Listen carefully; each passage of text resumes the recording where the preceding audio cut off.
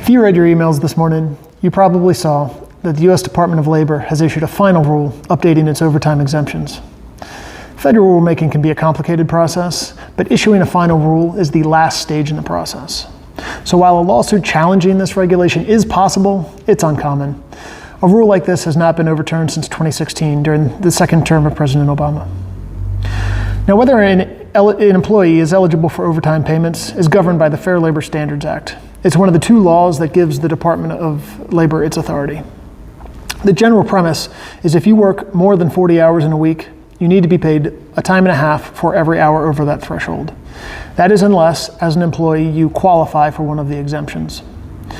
Today's rule really deals with one exemption, the EEAP. That stands for Executive, Administrative, and Professional. It describes the types of duties that can exempt an employee from being eligible for overtime. If an employee meets the minimum exempt salary and performs only EAP duties, they are exempt from overtime qualification. However, if they don't, you must pay them time and a half for every hour over 40. By contrast, if you are a highly compensated employee that performs some EAP duties with regularity, you may be exempt under a different provision.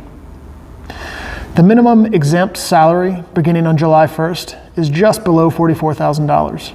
In 2025, that will rise to just over $58,000. The net effect of that increase is that some employees who were exempt before will no longer be exempt and will become eligible for overtime. The highly compensated employee threshold, beginning July 1st, is just below $133,000. In 2025, that will rise to just over $151,000. The likely impact of that increase is that this exemption will not be useful for dealers except as it pertains to senior executives. Now, today's rule is federal law, and as we know, Colorado can and does go further to protect employees' overtime pay in state law. The Colorado Wage and Hour Act is the state law that governs this, and there is an entire section dedicated to it in your dealer compliance guide. Next year's update to the guide will include today's ruling. But for now, if you have any questions, please give CADA a call. We will get you pointed in the right direction.